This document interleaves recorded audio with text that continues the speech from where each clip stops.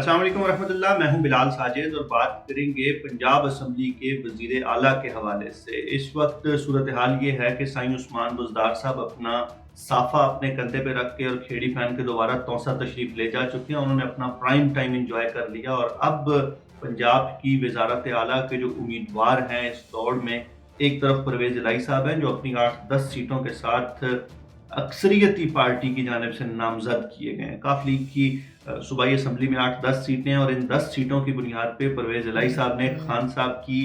گردن کے اوپر، خان صاحب کی گچی کے اوپر پاؤں رکھ کر خان صاحب سے وزارت اعلیٰ لی ہے اور خان صاحب نے انہیں وزیر اعلیٰ نامزد کیا ہے۔ اور اگر نمبرز گیم دیکھی جائے تو بڑا اسٹریٹ فارورڈ ہے، پرویز الہی صاحب کو وزیر اعلیٰ بن جانا چاہیے کیونکہ 186 یا 184 ممبرز چاہیے ہوتے ہیں، اور اگر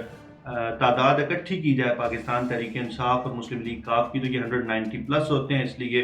نمبرز گیم تو پرویز الہی صاحب کو سپورٹ کرتی ہے، at least on the surface ان کو سپورٹ کرتی ہے۔ لیکن وہ جو کہتے ہیں نا کہ the double لائز in the details, تو ڈیٹیلز میں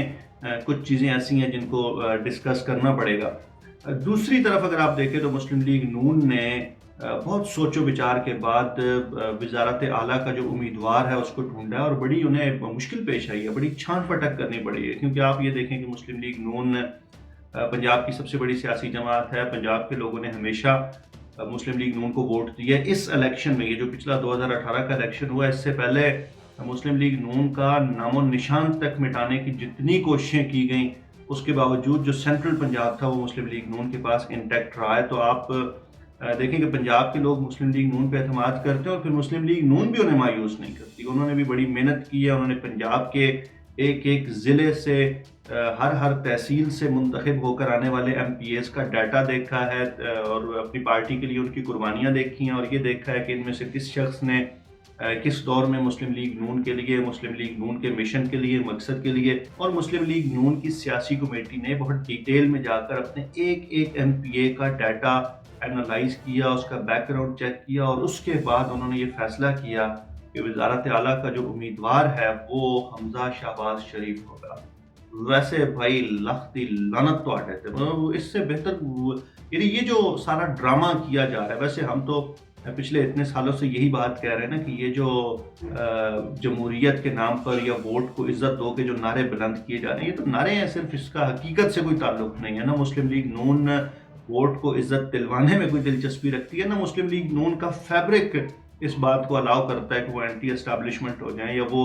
شریف فیملی سے باہر نکل کر سوچ سکیں۔ لیکن ایک ایسے موقع پہ جہاں پہ آپ کے پاس یہ اپرچونٹی موجود تھی کہ آپ ایٹ لیسٹ میڈیا میں اپنے آپ کو پریزنٹ کرنے کے لیے، فیس سیونگ کے لیے آپ ایک پلے کر سکتے تھے نا، گیم پلے کر سکتے تھے یار، پالیٹکس کے لیے صحیح، چلے آپ جمہوریت کو یا اصول کو ایک سائڈ پر رکھیں، سیاست برائے سیاست کے لیے بھی اگر آپ دیکھیں تو اس وقت سب سے وائز ڈیسیجن یہ ہوتا ہے کہ حمزہ شہباز کے علاوہ کسی دوسرے شخص کو مسلم لیگ نون کا امیدوار بنایا جاتا ہے۔ یعنی آپ اس بات کو مختلف پہلوؤں سے انالائز کریں۔ ایک بات تو یہ ہے کہ یہ جو وزارت اعلیٰ ہے اس کی مدت ہی کتنی ہوگی، زیادہ سے زیادہ 1.5 سال، اور مسلم لیگ نون کی جو خواہش ہے وہ تو یہ ہے کہ اگر ہم چینج لاتے ہیں تو اس کے بعد ہم فوراً اسمبلیاں ڈیزالو کریں، نئے الیکشن کی طرف جائیں، اگرچہ کچھ اتحادی یہ چاہتے ہیں کہ اسی ٹینیور کو پورا کیا جائے، لیکن زیادہ سے زیادہ بھی اگر مدت ہوگی تو کتنی ہوگی، 1.5 سال، اور 1.5 سال کے لیے آپ شریف فیملی سے باہر کوئی بندہ آپ آئیڈینٹیفائی کرنے میں ناکام رہے ہیں۔ شریف فیملی سے باہر آپ کسی ایک بندے کو بھی ڈھونڈنے میں، اس پہ اعتماد کرنے میں، اس کو ساتھ لے کر چلنے میں آپ ناکام رہے ہیں، تو یہ بڑی شرم کی بات ہے۔ وہ جو میں نے پہلے کہا لختی لعنت، ذرا وہ الفاظ واپس لیتا ہوں، تھوڑے سخت ہو جاتے ہیں، میں اس کو معذرت خواہ ہوں، لیکن پھر بھی کم سے کم الفاظ پہ بھی یہ بڑی زیادتی ہے، خود مسلم لیگ نون کے ساتھ یہ زیادتی ہے، اور اس سے بڑی غلطی شاید کوئی دوسری نہ ہو سکے۔ یہ ہو سکتا ہے، بہت سے لوگ یہ بات کر رہے ہیں کہ اس وقت اگر پرویز الہی کو شکست دینی ہے تو اس کے لیے حمزہ شہباز شریف سب سے بہترین امیدوار ہے، لیکن عجیب مذاق ہے نا کہ پہلے بڑے پائن جو ہے نا وہ وفاق میں ہوتے تھے اور چھوٹے پائن صوبے میں ہوتے تھے، اب جو ابا جی ہیں وہ وفاق میں وزیر اعظم بننا چاہتے ہیں، اور جو بیٹا جی ہیں وہ یہاں پہ صوبے میں آنا چاہتے ہیں، وہ جو بیٹی ہیں وہ بھی تیار ہے۔ تو ایک شریف فیملی ہے، اور اس کے بعد جو پورا پنجاب ہے، 2/3 پاکستان، اور 2/3 پاکستان کے جو منتخب نمائندے ہیں، ہمارے ایم این ایز، ہمارے ایم پی ایز، وہ سارے اس ایک شریف فیملی کا جو مفاد ہے اس کو پروٹیکٹ کریں، تو یہ ہر حوالے سے قابل شرم بات ہے۔ اور یہ جو میں یہ جو ویلاگ ریکارڈ کرنا چاہتا تھا، اس میں پروبیبلی اس میں کوئی نئی بات نہیں ہوگی، لیکن کچھ چیزیں جو ہے نا وہ صرف ریکارڈ کا حصہ، صرف اپنا احتجاج ریکارڈ پہ لانے کے لیے کی جاتی ہیں، اور اس کو اسی سلسلے کی ایک کڑی سمجھا جائے۔ میں سمجھتا ہوں کہ مسلم لیگ نون نے یہ خود اپنے ساتھ بہت شدید زیادتی کی ہے۔ انہیں چاہیے تھا کہ اس کی بجائے کوئی ایسا کینڈیڈیٹ لاتے، کوئی دوسرا کینڈیڈیٹ لاتے جو مسلم لیگ نون کا چہرہ ہوتا، اور لوگوں کو کم از کم یہ والی تنقید کرنے کا موقع نہ ملتا۔ اور اس سے پہلے مسلم لیگ نون نے جب اس طرح کے تجربات کیے ہیں، چاہے بڑے کوڑے دل کے ساتھ کیے ہیں، لیکن بہرحال کیے ہیں۔ غلام حیدر واہی صاحب کا ایک تجربہ موجود ہے، شاہد خاقان عباسی صاحب کا موجود ہے، دوسا صاحب کا موجود ہے۔ اگرچہ مسلم لیگ نون کے دوست کہتے ہیں کہ بھائی جب وہ دوسا صاحب کو لائے تھے تو مسائل ہو گئے تھے، لیکن بہرحال خاقان عباسی صاحب کا تجربہ تو بہت اچھا رہا ہے نا، واہی صاحب کا تجربہ تو بہت اچھا رہا ہے۔ تو اس موقع پہ بھی جب 6، 8، 10 مہینوں کے لیے وزارت اعلیٰ دینی تھی، تو حمزہ شہباز سے بہتر کوئی دوسرا کینڈیڈیٹ لایا جا سکتا تھا، اس کو الیکشن کانٹیسٹ کرایا جا سکتا تھا۔ اب تھوڑی سی اگر ہم بات کریں نمبرز گیم کی، تو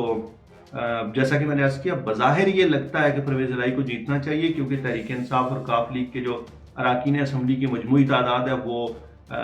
ٹارگیٹڈ نمبر سے زیادہ ہے۔ لیکن سوال یہ پیدا ہوتا ہے کہ تحریک انصاف کے ناراض اراکین کیا کریں گے۔ اب وہ جو تحریک انصاف کے ناراض لوگ ہیں، ان کے 3 مختلف گروپس ہیں، ایک چینا گروپ ہے، ایک اپنا جہانگیر ترین صاحب کا گروپ ہے، اور ایک لاہور سے علیم خان صاحب کا گروپ ہے۔ اس میں سے جو چینا گروپ ہے، انہوں نے ملاقات کی ہے پرویز الہی صاحب کے ساتھ، اور پرویز الہی صاحب کی طرف سے ایک پریس ریلیز جاری کی گئی کہ چینا گروپ نے ہماری حمایت کا اعلان کر دیا، بعد میں شاید وہ خود بھی اس کو انڈورس کر دیں۔ جہانگیر ترین صاحب اور علیم خان صاحب کے حوالے سے جتنی خبریں آ رہی ہیں وہ یہ بتاتی ہیں کہ وہ مسلم لیگ نون کے ساتھ ہیں۔ علیم خان صاحب تو اس وقت سیاستدان سے زیادہ وہ منتقم المزاجی والے موڈ میں لگ رہے ہیں۔ انہوں نے پروبیبلی مسلم لیگ نون سے یہ کہا ہے کہ بھائی ہم آپ کی غیر مشروط حمایت کر رہے ہیں، اگر آپ ہمارے کچھ لوگوں کو اکیموڈیٹ کر لیں گے اگلے الیکشن میں تو ٹھیک ہے، نہیں کریں گے تو بھی ٹھیک ہے۔ اس نے نیازی صاحب نے ہمارے ساتھ جو کچھ کیا ہے، اس کو ہم نے ضرور سبق سکھانا ہے وغیرہ وغیرہ۔ تو وہ جو ایک سیاستدان والا فیس ہے وہ ہٹا کے وہ شاید ایک انتقام والے موڈ میں لگ رہے ہیں۔ جہانگیر ترین صاحب بھی اسی موڈ میں ہیں کہ نیازی صاحب کو نکالا جائے اور پھر آنے والے سیٹ اپ میں اپنے لیے جو گنجائشیں ہیں وہ پیدا کی جائیں۔ تو اگر علیم خان صاحب کا اور جہانگیر ترین کا گروپ مسلم لیگ نون کو سپورٹ کرتا ہے، تو پھر آپ کا جو اگلا وزیر اعلیٰ ہے وہ بیٹا جی ہیں، اور وزیر اعظم جو ہیں وہ ابا جی ہیں۔ اور اگر ایسا نہیں ہوتا اور تحریک انصاف اور کاف لیگ مل کر یہ الیکشن کانٹیسٹ کرتے ہیں اور یہ سارے ناراض اراکین پرویز الہی صاحب کو ووٹ دینے پہ راضی ہو جاتے ہیں، تو پھر جو پنجاب کا سب سے بڑا ڈاکو ہے وہ آپ کا وزیر اعلیٰ ہے، اور جس کی نیپیاں تبدیل کر کر کے اسٹیبلشمنٹ تھک چکی تھی وہ آپ کا وزیر اعظم ہے۔ تو دونوں صورتوں میں، چاہے ادھر جیتے ہیں یا ادھر جیتے ہیں، دونوں صورتوں میں جو ہار ہے وہ پاکستان کے عوام کی ہے، جو ہار ہے وہ جمہوریت کی اور جمہوری رویوں کی ہے۔ یہ ایک آپ اس کو یہ کہہ لیں کہ ایک ریکٹ پہ لانے کے لیے ایک اپڈیٹ تھی جو آپ کے ساتھ شیئر کرنا ضروری تھی۔ آپ لوگ اس حوالے سے کیا سمجھتے ہیں؟ ہمارے ساتھ ضرور شیئر کیجیے۔ شکریہ۔